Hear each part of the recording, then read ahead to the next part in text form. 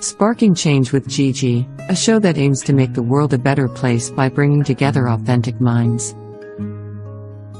This show encourages each of us to be the change we wish to see in the world. Get ready to be inspired and join us on this journey to create a brighter future for all.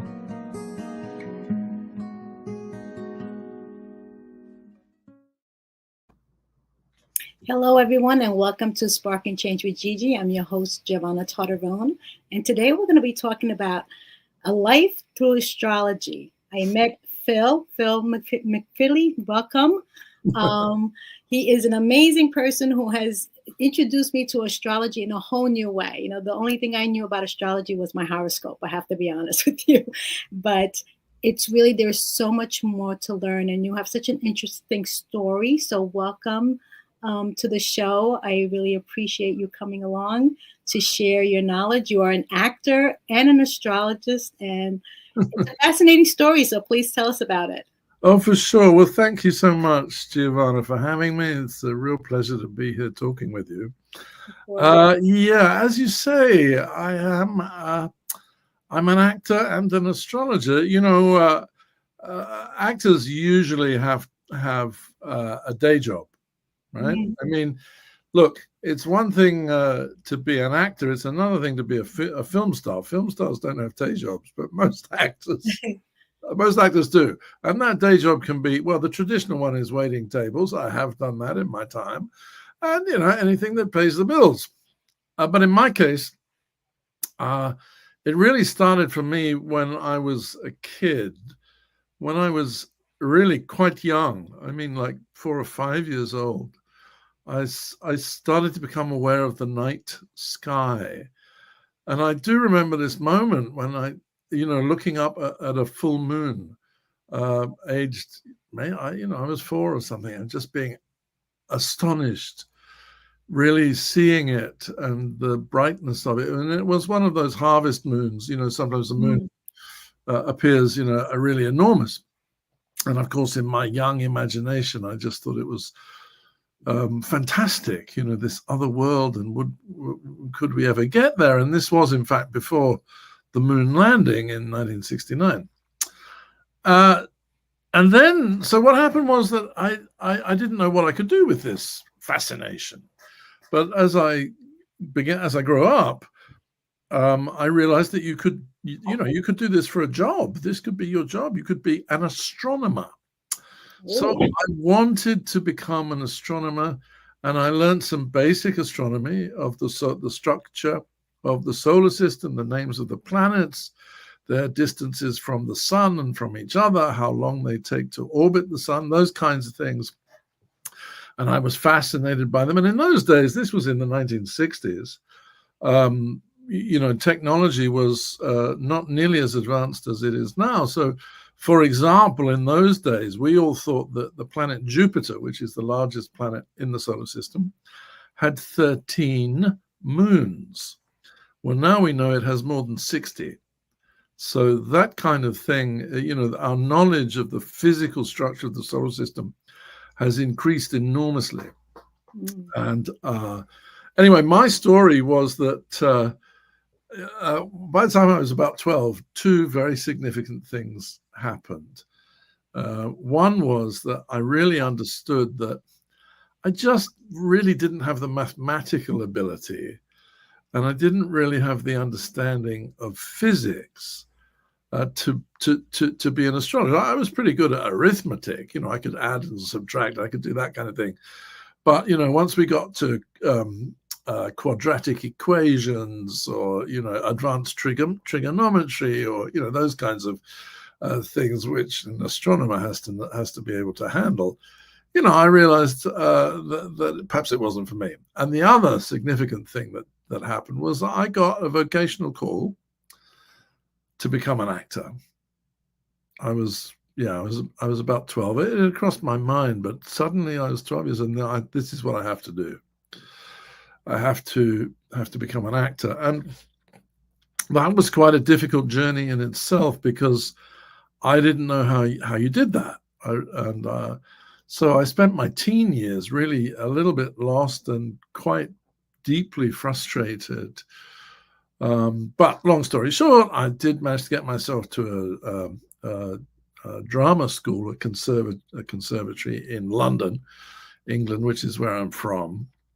And I did 3 years there of training, and I've been an actor for 40 years, and I've had the most wonderful time. I mean, I really have. I think it's a great way to spend your life. And I've been lucky enough to work from northern Scotland to southern Australia, from Eastern Europe, Israel, all over the United States, Broadway, and so on, and in China as well. So I feel like I get around, and as I like to say in my line as an actor, they pay you in fun. Not so much in money. They pay you in money too, but they really pay you in fun. You got to travel the world. I got to travel the world. Beautiful. Yeah, and I love it. It's a wonderful. It's great. There's a great. I think one of the advantages of the acting profession is you get to meet all kinds of people from all kinds of places. You meet people internationally. You're young, old, of all kinds of every ethnicity. Cultures, culture. Beautiful. So it's a mixed. It's now, and you do a variety of jobs. The environment's always changing. That kind of thing. So if you like variety in your life, it's terrific. But this lifelong fascination with the sky and the stars continued all the way through. And when I was in my 20s, I met, I knew an astrologer, and he did a reading for me. And I was really stunned, by what he was able to say about me. And I found it very useful, and I started to read. This was in the 1970s, late 1970s, early 80s. There was a very influential book published by a woman called Liz Green in England. She's half American, actually, Liz Green, and she's also a Jungian analyst. Anyway, she wrote a book called Saturn, A New Look at an Old Devil. Oh, interesting. It was huge at the time, because in traditional medieval astrology, Saturn is the sort of big bad planet. Of course, these days we have a much more sophisticated psychological view of what Saturn is and what it can mean in your life. Of course, the thing is, of course, all of us have all the planets and all the signs of the zodiac and all the houses of the horoscope all the time. We all have everything. What makes it individual is the emphasis. We can have more planets in one element than another, or in one modality, and so on and so forth. The shape of our particular chart is what makes it individual. Anyway, I began to get acquainted with a couple of astrologers, but I didn't really have time to study it seriously. And then the other thing that happened was that back in my early 20s, I had been to a psychic who'd been recommended to me, and I was very impressed with her. I didn't say anything. She said, "Welcome to the entertainment community," on behalf of Ivor Novello, who was a big star of stage in the 1920s in England. I thought, where did she pull that out? That was amazing to me. Anyway, after we'd been talking for about half an hour or so, she said, "Oh yeah," she said, "there's something else for you to do after you've been an actor." And I said, "Oh, how interesting. What is that?" And she said, "I'm not going to tell you." I thought, this is crazy. I thought I should ask for my money back. I mean, I need to know, right? So anyway, all through the years, occasionally I think, oh, there's something else, but I wonder what it is. Anyway, I kind of forgot about it. And then one day in my early 50s, I suppose, I woke up and I thought, there's something else for me to do. And it turns out that it's astrology, which is, there's an old joke, psychic fair cancelled due to unforeseen circumstances. So it reminds me of that, you know. And so I began to really study seriously astrology, and I kind of, you know, I'm amazed when I think back how little I really knew about it. You know, I knew the things that everybody knows. I knew my sun sign. Yeah. I had a vague idea why my moon was, but I wasn't sure. And I certainly didn't know the rest of my chart. What I didn't know was how intricate it can be, how sophisticated it can be, how many techniques there are, and how many different approaches. And fairly quickly, I began to understand that the quantity of what I didn't know outweighed the quantity of what I did know by a factor of approximately infinity. Yeah. Right? Which is, I mean, that applies to everything in life. Yes, yes. You know, you can't, you're lucky to know anything at all, really, when you consider. But astrology, particularly, is the study of the universe. So why wouldn't it be endless? Of course, it's endless. And the other thing is that it's exploding in terms of the general interest in it. Of course, that's partly because of the internet. Yes. But there are a couple of other things going on as well, I think, in my opinion.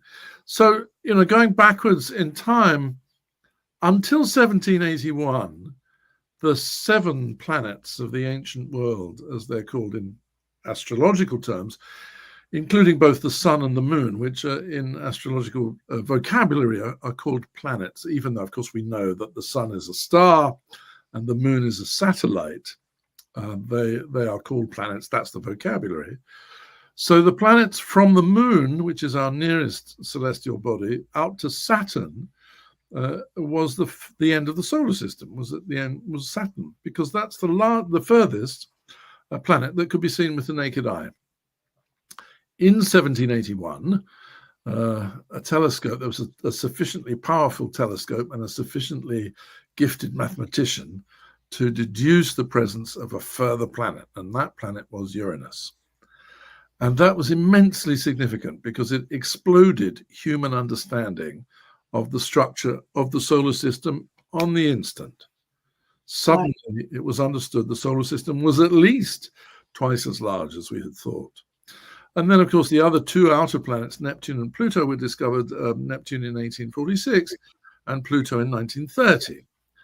And then in the rest of the 20th century, the asteroids, a couple of asteroids had been picked up in the early 19th century, and various sort of other bodies began to be discovered.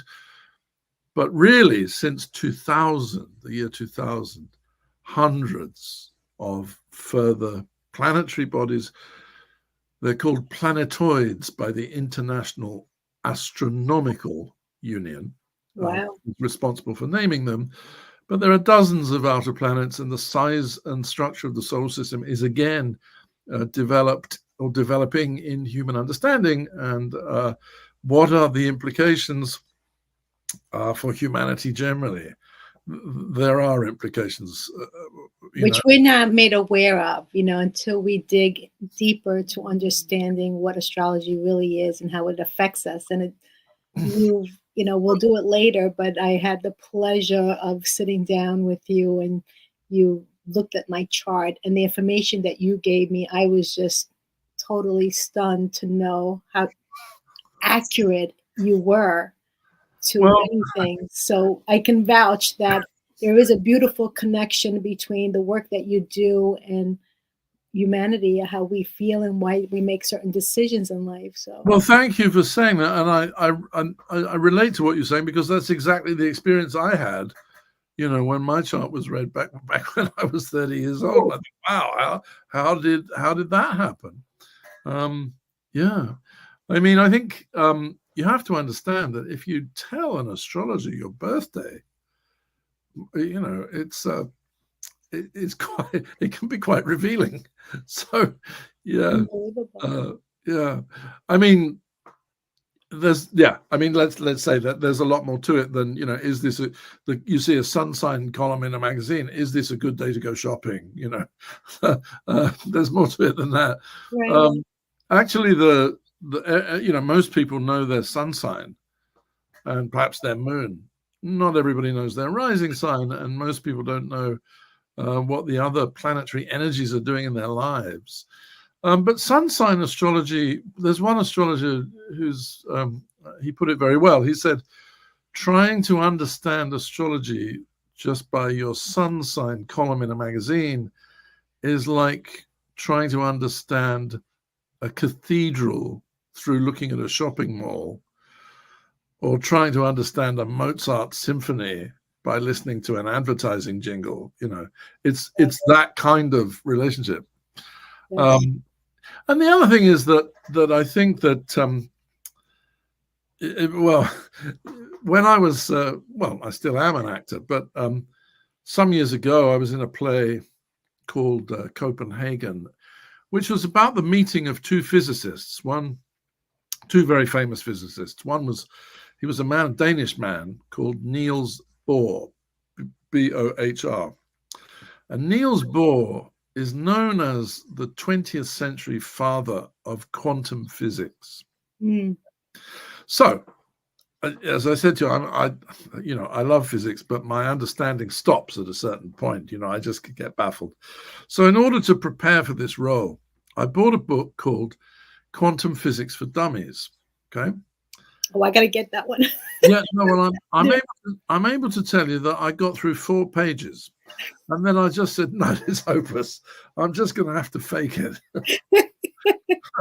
But I did understand one very significant formulation from quantum physics, which is this: a particle can also be a wave.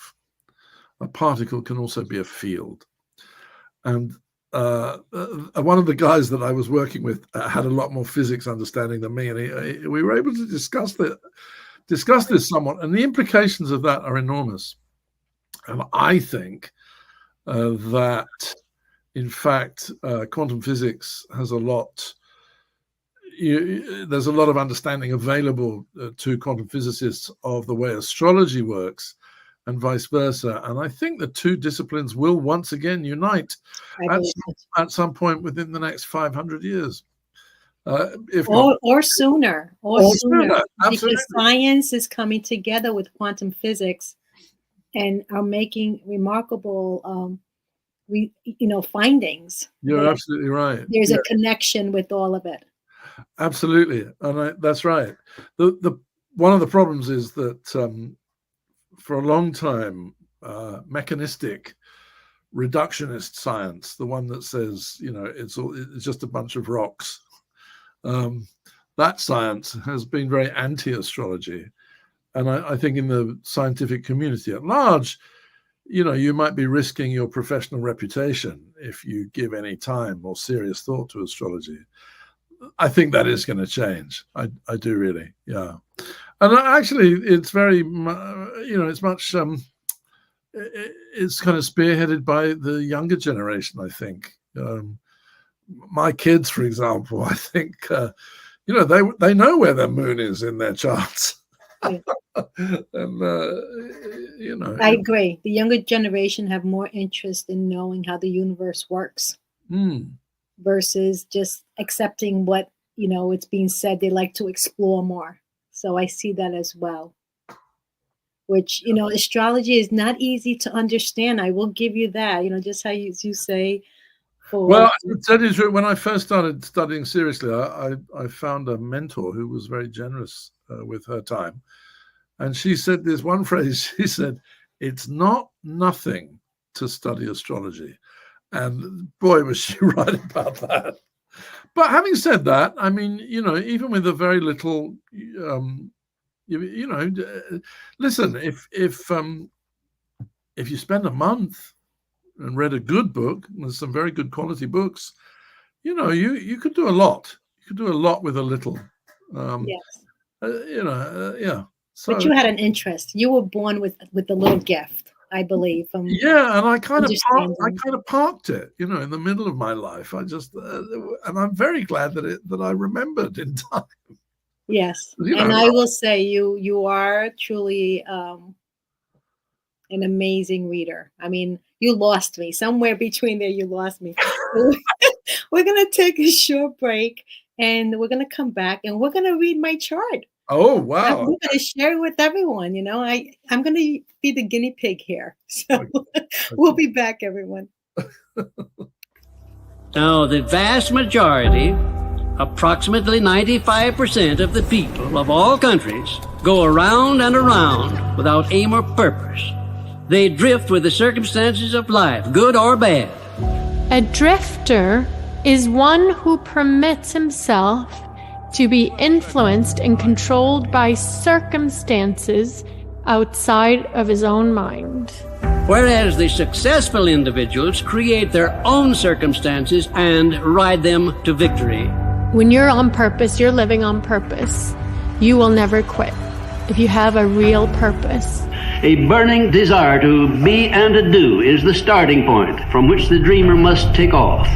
But what I have done has been recorded, it's been tested, it's being taken to a free world, and it's going to benefit millions of people who are not yet born.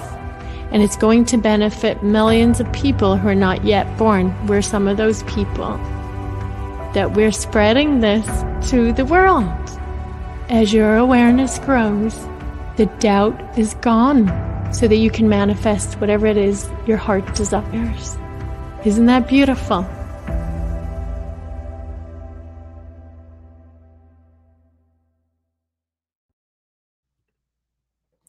So welcome back, everyone. So this is exactly what we're trying to do, is bring awareness even to astrology, how it can really impact our lives. So are we ready for my chart? sure, yeah, Let's see. there it is. Okay, Oh, great. there it is. Okay, well, the very first thing to do when you do a reading for someone is to check that you've got the birth details right. I mean, because we have looked at this chart, so I know that you were born October 28th, 1969. Yeah, that's right. When you started, didn't you say that? Yeah, absolutely. But How funny is that? I'm just saying that, you know, we got it. Because once I did a reading for someone, and we were about 15, 20 minutes, and she goes, this isn't making any sense. And then we looked, and I realized that I had the date wrong by 2 months. So we adjusted it and started again, and that time it made more sense. So the date and the time is obviously the date. Let me put it this way. On any given day, the planets will be in certain positions in the sky, and that's true for everybody on Earth. What makes it personal to you is the location on planet Earth and the time of day between, obviously, the first second of midnight and the last second of midnight and the whole of that day. Because the Earth is turning all the time, so the Earth's relationship to the planets in the sky changes significantly.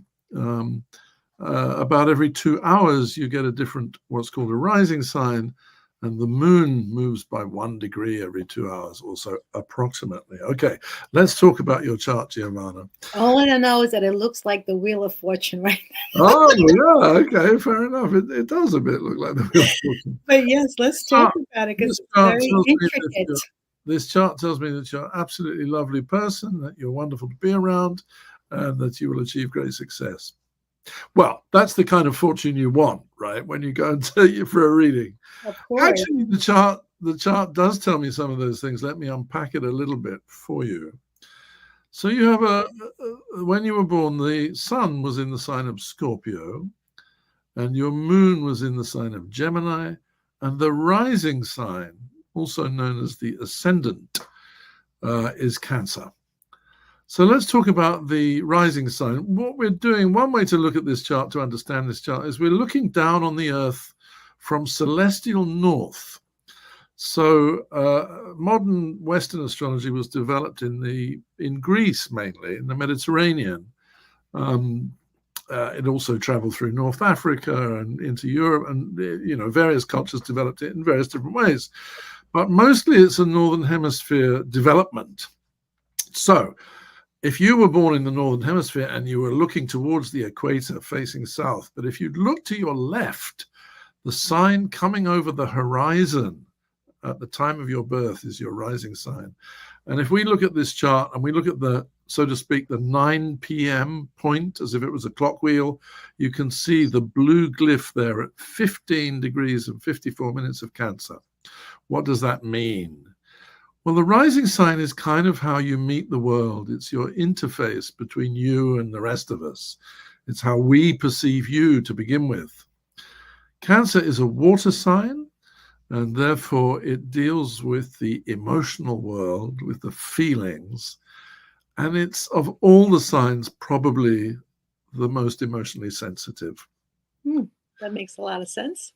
And so, okay, and so the sign of Cancer, the glyph, the symbol for Cancer, it's Cancer the crab. Well, what do we know about the crab? A crab has an outer shell and a couple of sharp claws, right?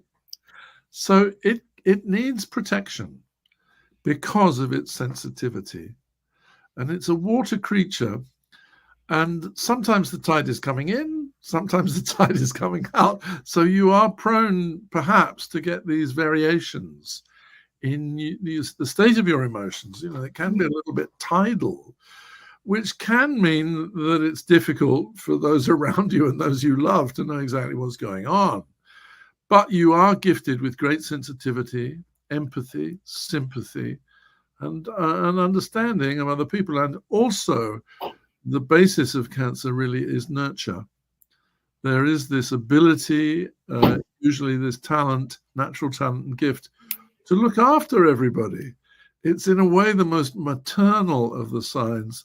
And you can have maternal energy, whatever gender you are. You can look, well, you can look after people, right?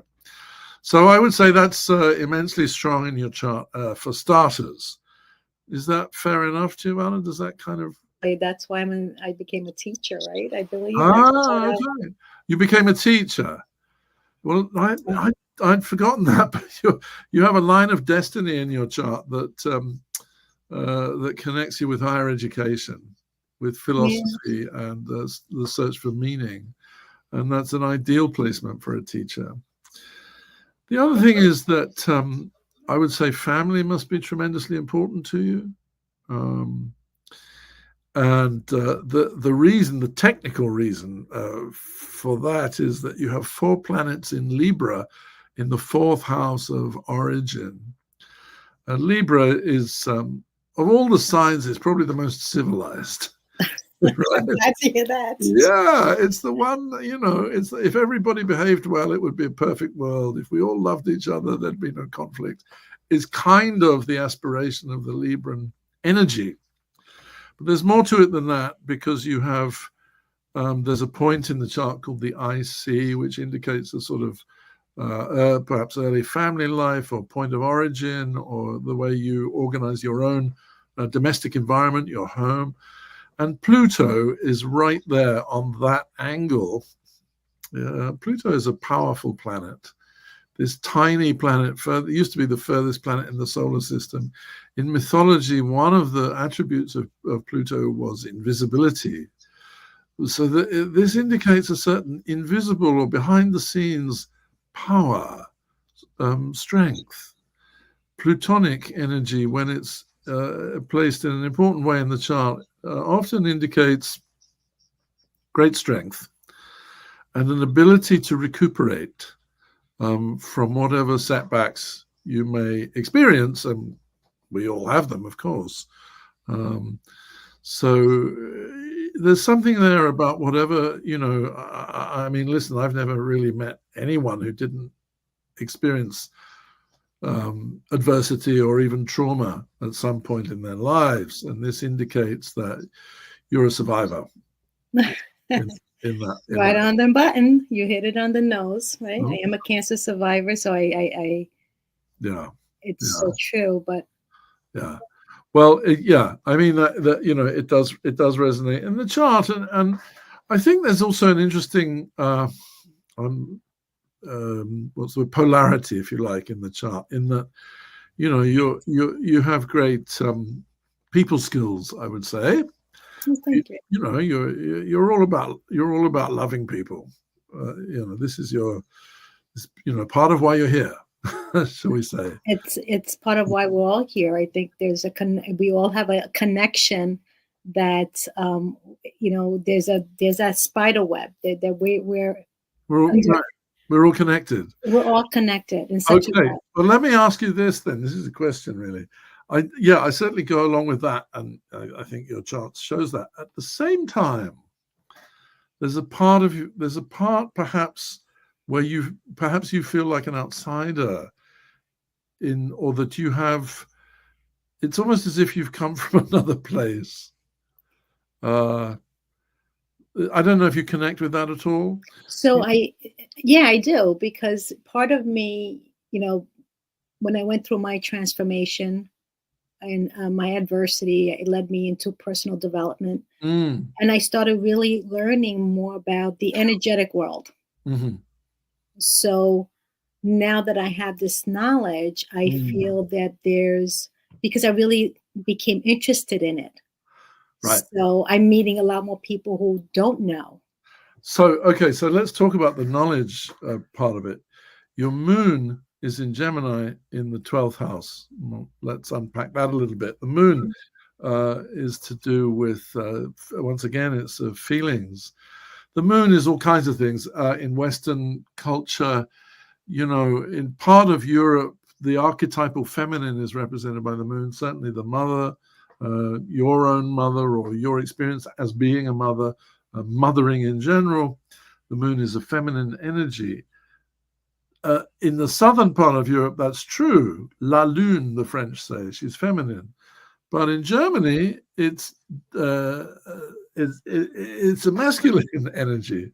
So it's really interesting. In a way, both things are true, of course.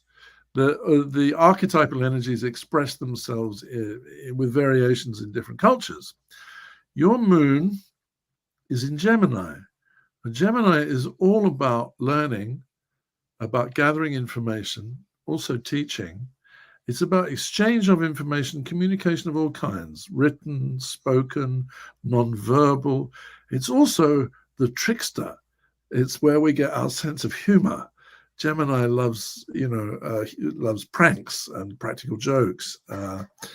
And also it indicates a huge diversity of interests. A Gemini moon is, of all placements, I would say, the one that indicates that particular feature more strongly than anything else. And then it's the 12th house. Well, the 12th house is the house of mystery, the house of the hidden, the house of secrets. It also connects with the ancestors in astrological thinking. So all of that is also enhanced because your moon connects very directly with your Mercury. Mercury rules Gemini. So there's a sort of, there's a double emphasis on knowledge, on learning, on teaching, on understanding, and applying all this knowledge in a useful, in a way that would be useful to other people. And what I haven't talked about so far is your Scorpio sun, which is Scorpio is perhaps what, of all the placements in your chart, indicates depth. Depth? Or depth? No, depth. Sorry. Okay. Like that. I didn't mean to say depth. No. I mean, we're all going to die one day. That's a long time for us. Yeah. Depth. Scorpio is a water sign, and water is strongly indicated in your chart. You have a water rising sign. Your midheaven, what you aspire to, professionally, is also a water sign of Pisces, and you have the sun in Scorpio, also water. Of the three water signs, Scorpio is the most intense. And one lovely feature of Scorpio is that it's capable of very deep and enduring and meaningful friendships, and great loyalty, and would go to lengths, to look after their friends. Scorpio people, Scorpio energy is not particularly forgiving if crossed, but that's all mitigated by the Libra in your chart, I think. So don't cross the line, right? Right. Well, yeah. Yeah, that's so funny. Yeah. But yes, and then there's this very interesting figure that you have, Chiron. Are you familiar with Chiron? Chiron? Yeah. It's because Chiron was discovered in 1977. It's not an asteroid. It's not a planet. It's a small body that orbits between the planets of Uranus and Saturn. Therefore, symbolically, it connects us with the collective energies. The myth of Chiron is the myth of the wounded healer. Everybody has Chiron in their charts, and it's really the place of, on the one hand, great sensitivity, but on the other hand, it's where you find courage. And your Chiron is in your 10th house of career, actually. So, this is something about perhaps a healing function that you're looking to explore, develop, manifest, give to other people. And, there's a certain initiative perhaps that you have about that, which I think is quite strong too, that this is really what you want to do. Does that resonate? It does. It does. When I went into the energy arts, it's just so fascinating to see how, we can feel better when we connect that energy to our own energy. Right. And that, to me, just opened up a whole new world of understanding how powerful we are within ourselves, that we can truly help ourselves first before we go outside looking for help, that there are ways that we can create that peace of mind, within us when we're feeling so lost. Yeah. Hurt. That's interesting, isn't it? Because there are a lot of techniques around, aren't there, that are available to us, these days that, maybe 50 years ago were not. Correct. So I became just fascinated, just like yourself. You became fascinated with astrology. I became fascinated with energy. I mean, so fascinated. The other day, I registered a license plate with the number 8 and energy on it. I haven't gotten it yet. And I said, people who are going to read my license plate, either they're going to say, I hate energy, or the people who understand energy are going to say that's the infinite sign, right? Infinity. Yes. Energy. So that's how much I'm just loving all the ways that we can really create that self-healing first and become more powerful in our own well-being. I think I'm looking at your chart again, and I'm thinking that this next year will probably bring you all kinds of expansion in the knowledge that you are studying. And the reason I say that is that Jupiter is in Gemini and will be for the first few months of next year. Jupiter, again, astrology is a symbolic system, and a lot of the meanings that are ascribed to the planets are taken from the physical characteristics of the planets themselves.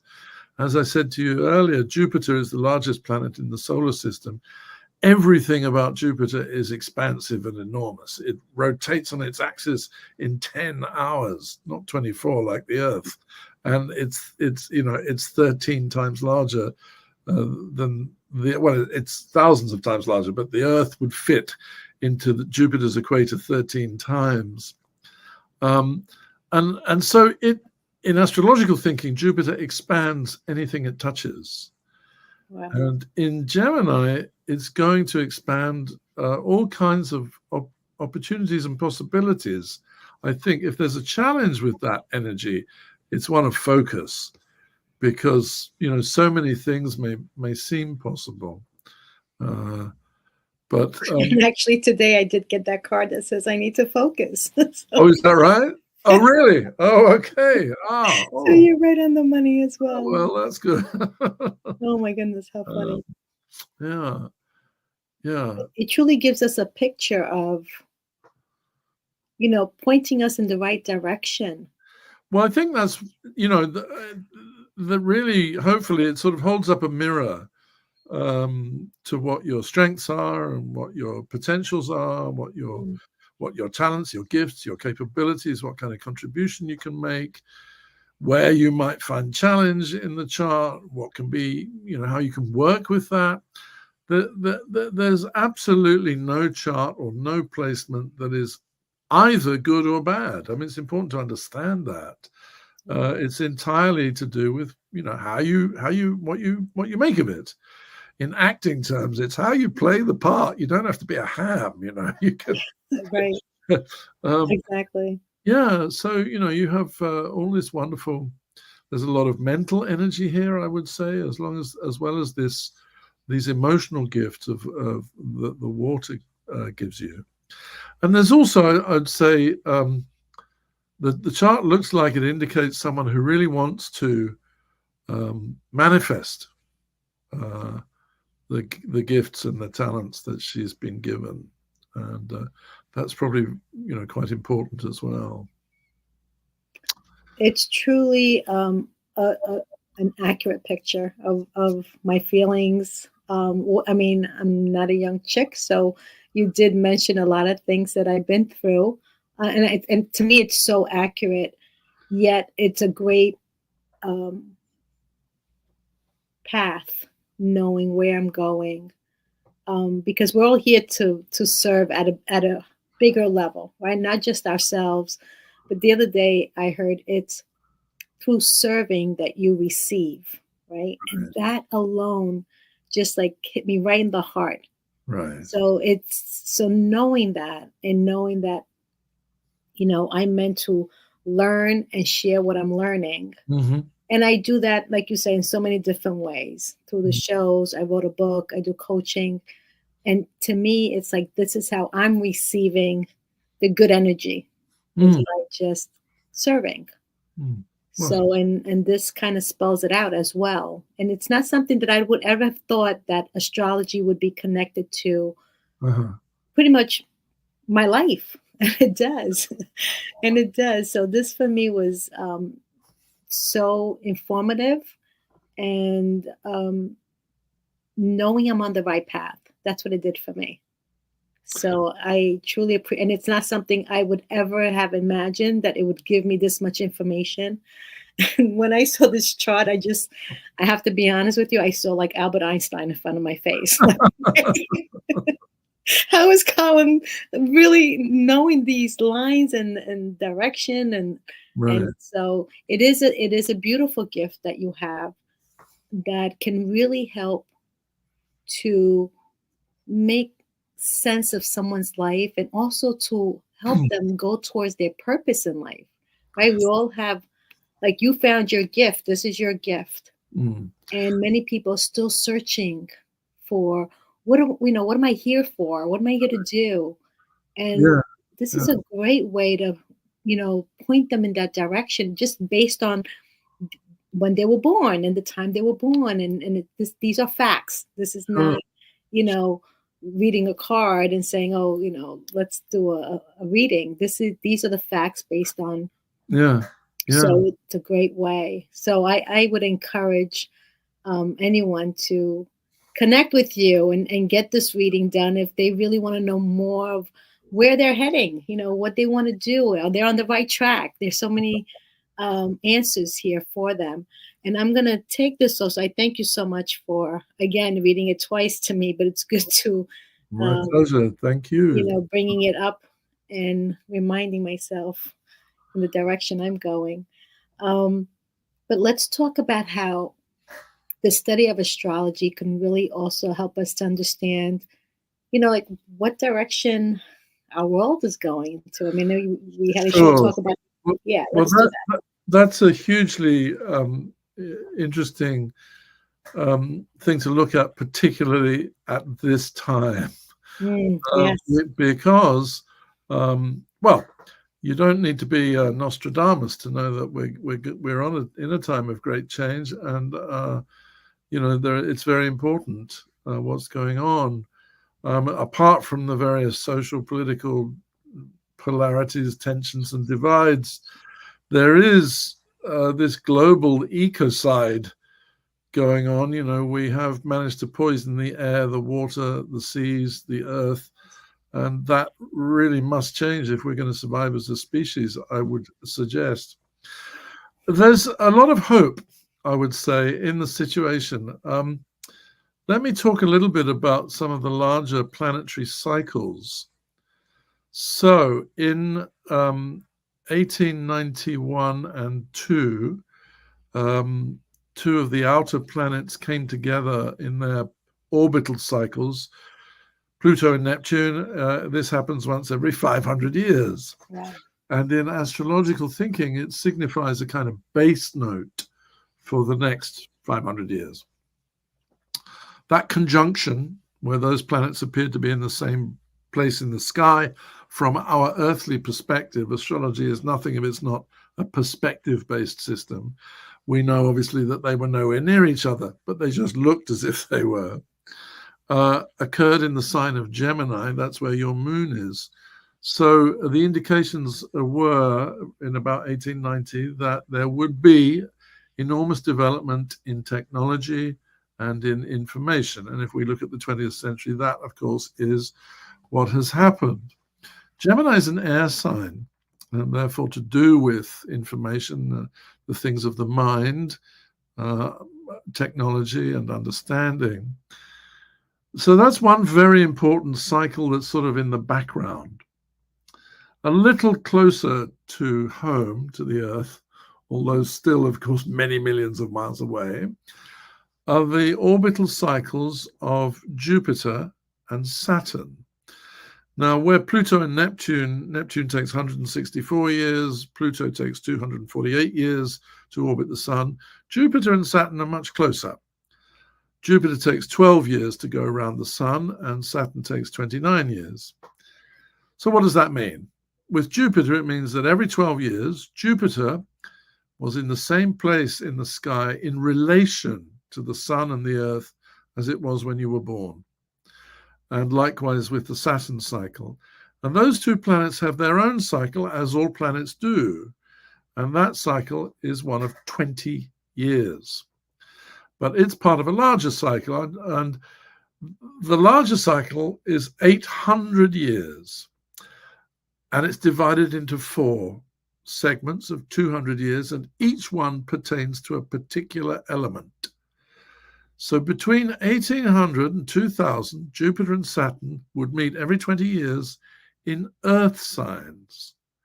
Now, these planets are said to be socially immensely influential. And if you think about, the direction of technology, science, commerce, and economics of the last 20 years has been very Earth-based. It's about extraction of Earth resources and exploitation of the Earth, trees, minerals, oils, rocks, you name it. Well, the next cycle after the Earth cycle is air. And so in 2020, these two planets came together again in the sign of Gemini, the air sign, and that is the beginning of a 200-year air cycle.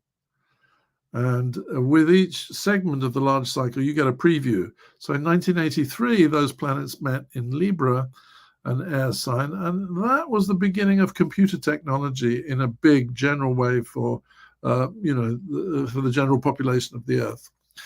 But where we are now is that we've begun this large air cycle. So already, I would suggest, just 4 short years after that conjunction, we're seeing tremendous technological advances, and ones of which I think could be of great benefit to humanity. So there's that to contend with, if you like. But there are going to be changes in the next couple of years. Some of the outer planets will change by element from water and earth into air and fire. We may see all kinds of disruption. But without going too deeply into that, I'd like to mention one very hopeful prognostication by a famous French astrologer called André Barbeau. He was very gifted in general prediction. And in fact, he predicted the pandemic in 2011. He said in 2020 there would quite likely be some kind of airborne, pandemic. He actually died in 2018. But he did say that in 2026, there's a line up in the sky which is the most hopeful of the 21st century. And he foresaw an enormous opportunity for some kind of restructuring. He didn't say exactly what form that might take. I don't think he knew.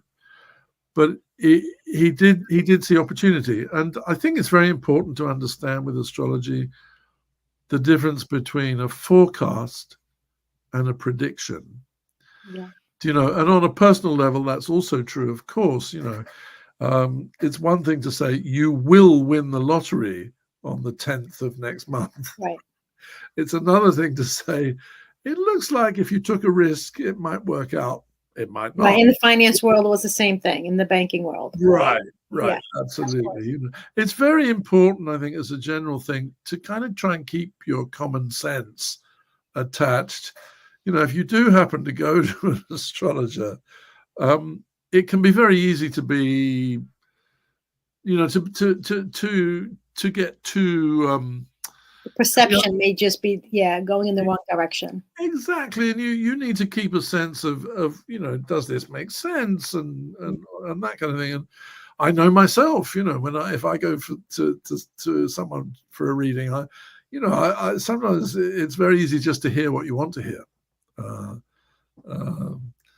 So again, I think that we are in a tremendously important time for humanity generally, and there are some people, and I don't know enough about this, but there are some people who say that the whole world is entering a phase of gradual ascension.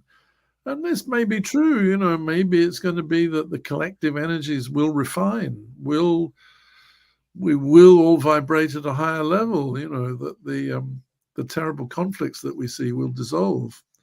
We'll hope that for sure, right? Yeah, the general, miasma of anger that's so easy to succumb to will perhaps drain away, and we might look at each other as connected.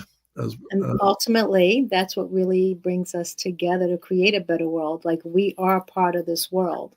Yeah, and I think that's what's been so difficult for mechanistic science of the last 200 years. I mean, look, science has been incredibly successful. It's given us the basis of all modern engineering and medicine, mathematics, you name it. But the thing is that the astrological system, the foundation of it is that we live in a connected universe. And that we're all connected, but so is everything else in some way, And I think, I do think that understanding will develop, and that's where the hearts open up. Yeah, so the sympathy, the compassionate, right? Yeah, the higher levels of vibration. Yeah. I mean, in the long term, I think, definitely. Whether I'll be around to see it or not, I don't know, but that's okay. Who says you're not? Magic happens as the years go by. That magic does indeed happen, yeah. Right? That much is true. Absolutely. Well, as we bring this show to a landing, how can people get in touch with you? And also, you've done such a beautiful job with me. I'm sure there's people who love to contact you. Well, absolutely. If anybody would like to get in touch, my website is pleasantvilleastrology.com. I'm in Pleasantville, Westchester, New York State. I have a physical office. I meet people in person, but I'm also available, worldwide by Zoom or Skype or whatever. And I'm offering a discount to anybody watching this we're going to take your name, Giovanna. We're going to say Gigi 24. It's 2024, so that's GIGI24, Gigi 24. If you go to pleasantvilleastrology.com, and if you'd like to make an appointment, when you get to the payment page, you put in the code GIGI24, and that will give you a 30% discount. So how beautiful. Well, thank you. What a beautiful gift. Oh, and that's available through October. After that, then that will go away. But if anybody wants to take advantage of that, I'd be very happy to meet and work with you. I look forward to it. It was such a pleasure. Thank you, Colin, so much for joining me today. I've learned a lot. You taught me a lot for sure. And just giving me a great outlook, on what to expect and why I feel certain way, right? There's a reason why I'm heading to the direction that I'm heading to, which again validates my purpose and why I'm here. And that is so significant to me. And I'm sure a lot of people will feel the same if they have their reading to have them feel. Thank you. I hope so. I mean, I think that's exactly, as you say, it's really about validation. It's about, being seen in a way, there you are. Authentic way, right? The authentic way. It's finding your authenticity. That's what it is. It can help you to do that. Beautiful. So thank you so much, Colin. Thank you everyone for watching us today. And until next time, I'm your host, Giovanna Tartarone from Spark and Change with Gigi. Thank you so much. Thank you, Colin, again for joining us. Thank you. Thank you for joining me on Sparking Change with Gigi. I hope that our episode today has ignited a spark within you to create positive change in your own life and in the world around you. To learn more about how you can become a guest or supporter, head over to sparkingchangenow.com. If you enjoyed today's episode, please consider subscribing, sharing, and leaving a review. Your feedback is incredibly valuable to me, and it helps me to continue producing content that sparks change in each of us and the world. You can find us on various platforms, including Google Play Store, Apple App Store, YouTube, Facebook, Roku, Android TV, Apple TV, and Amazon Fire. Thank you again for watching, and I look forward to having you join me again next week on Sparking Change with Gigi.